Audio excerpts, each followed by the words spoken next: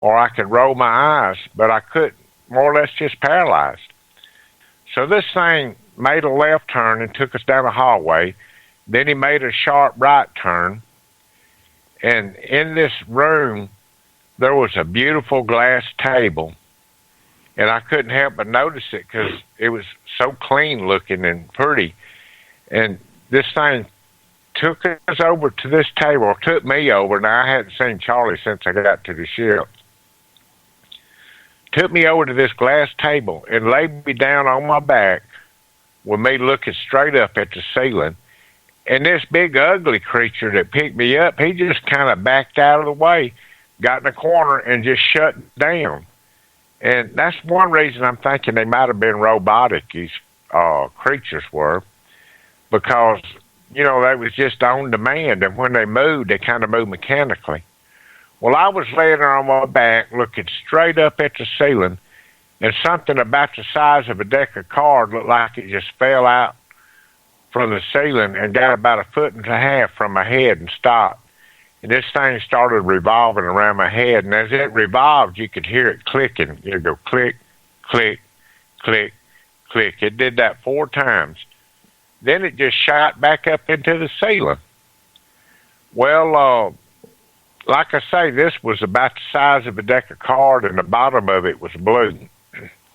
Then I kind of sensed, I didn't see nothing right then, but I kind of sensed that somebody else was in the room and somebody was coming toward me. So I rolled my head over and I looked.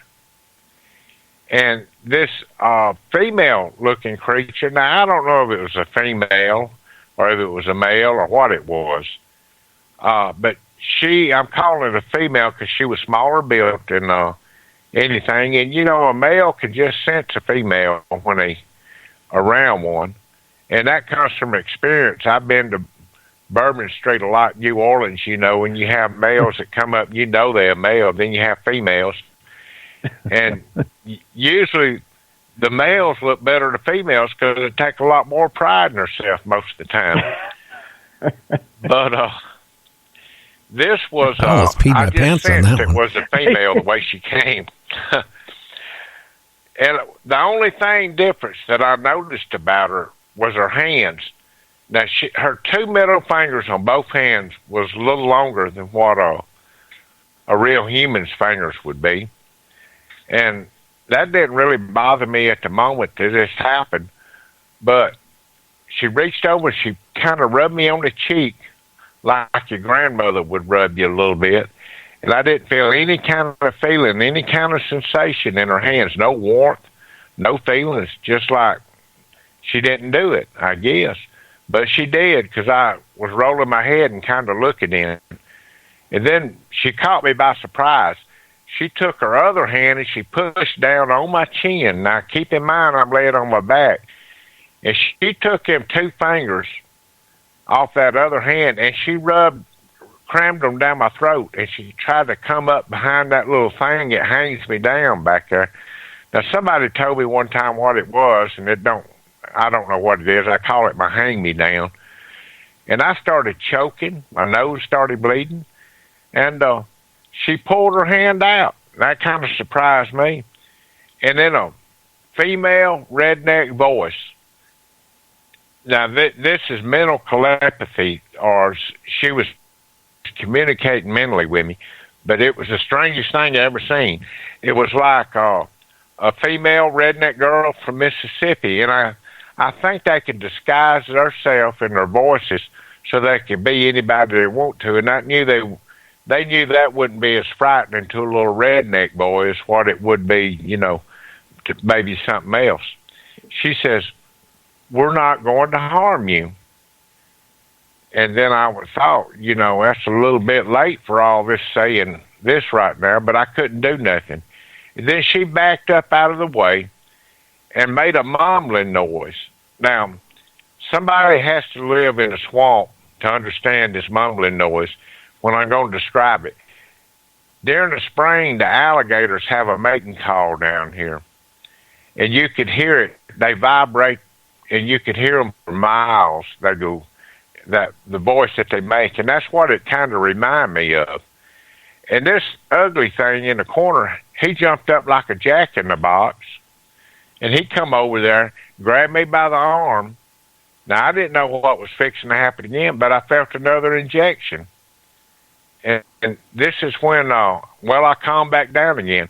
But I was bleeding. I was a dang bloody mess now, just from the examination that she had given me with her fingers. So she backed up out of the way, and I didn't see her no more.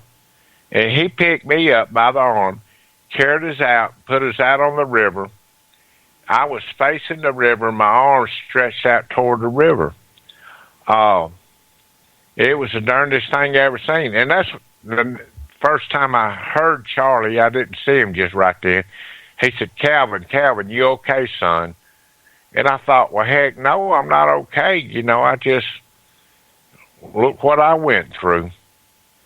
So we sat down and we talked for a minute.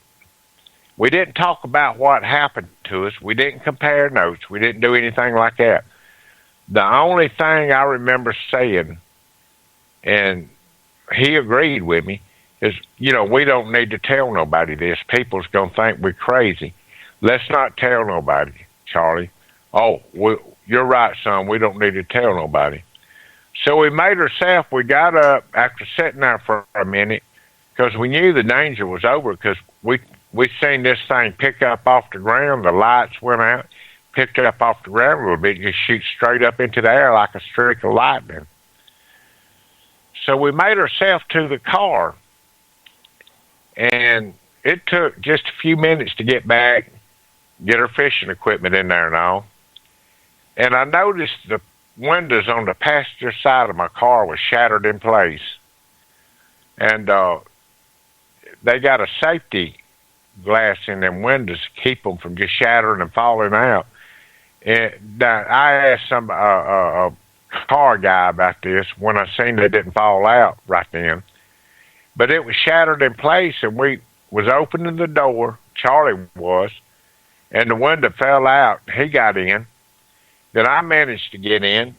Now, in 1973, this was a brand new little car, had very few miles on it. So I started trying to crank the car, and this thing wouldn't crank for nothing. And I wound on it long enough to run the battery down. The battery should have been completely dead, but it wasn't. It just kept going. And finally got it cranked. It didn't run real good then. It just kind of spittered and spattered, and we left. Well, I was headed back to our apartment, and there was a little store over on the right, a little convenience store. Now, in 73, everybody needs to keep in mind, there wasn't no cell phones. There was no social media. And there was blue laws in the state of Mississippi where the stores closed. So, but the one thing this store had on the outside, which about 90% of the stores did, was a payphone. So we pulled up, and I thought Charlie was going to call his wife. I didn't know he was going to betray my trust. And we looked up under the seats, and we found some change because neither one of us had enough to make a phone call. We dug under the seats of that old car. He had some change. Well, he made a call, and I wasn't paying much attention to it. He come back to this car, and he told me, he said, that was Casey. They told me to call the local law enforcement. And I said, Charlie, you ain't supposed to call nobody or tell nobody nothing. That's what we agreed on. Well, I need some more change. So he dug up under a seat, and he found another nickel or dime, whatever it was back in. He called again, and this time he called the local law enforcement, which was the Jackson County Sheriff Department in Pascagoula, Mississippi. Well, of course, you get some nut calling you that you've been abducted by aliens and all this. They gonna get right on that there. They don't want you to go nowhere. Yeah, I wonder why. Yeah. And they told him, look, oh, white lightning there. Y'all stay right there. Y'all don't go nowhere. And I know what they was thinking. We was probably either drinking or on drugs. Yeah. They didn't know we was too broke to do either one if we did do anything like that. But anyhow, we stayed parked right there because I was scared to move after they told us not to. And it wasn't just a minute. They pulled up in a patrol car. Well, of course, I was the one driving. Charlie was sitting over on the passenger side, so they didn't really wasn't too concerned about him. But they come over to my side of the car, wanted to see my driver's license. So I showed them my driver's license. Of course, back then you didn't have to have insurance, so they didn't ask for none of that. And they said, "Step out of the car, Mr. Parker." And they just looked in. They didn't search the car. So I stepped out, and he shined one of the brightest flashlights.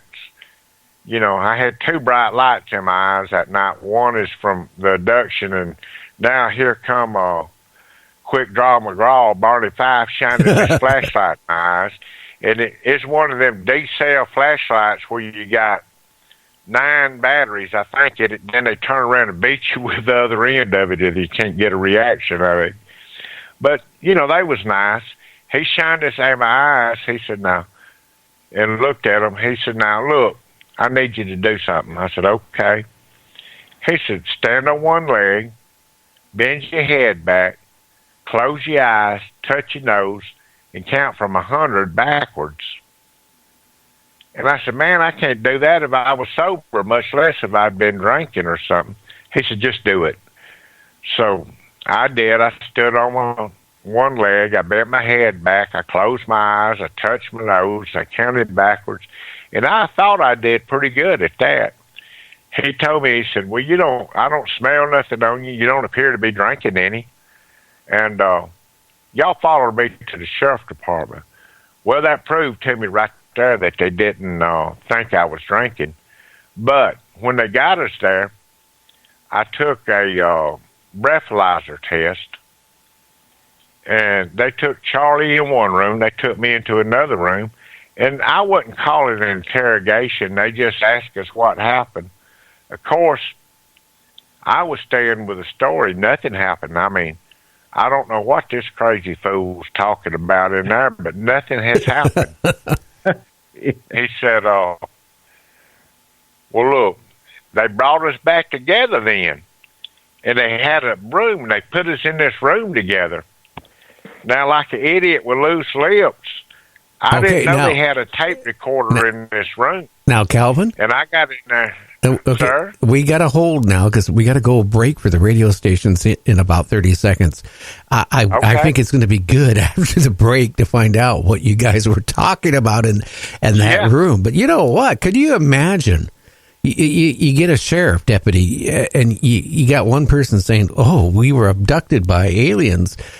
You know, they're going to wonder, well, maybe you guys were hitting some moonshine, doing drugs. Who knows what you were doing? Or smoking some of that funny stuff.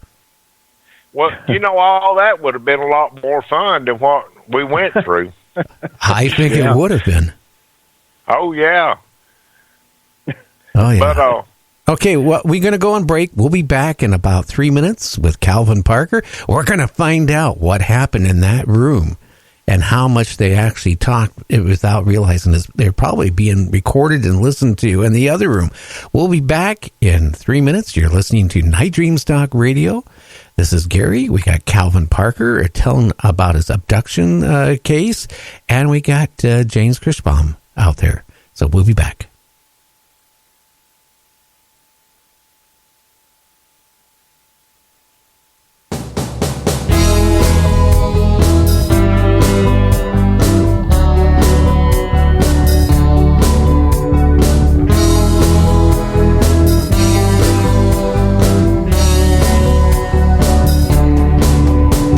Selfish and cruel since his youthful days in school. His siblings he never did treat well. His self-centered bent was his dark side lament, with a focus on hypnotize and spell. He memorized laws to help sharpen his claws for a future for which he was bent. The time would surely come when for office he would run and claim he was just heaven sent. Another politician has just taken center stage. He tells all the people that he loves them so. He comes on like a sage, says with him they should engage. A false prophet selling endless empty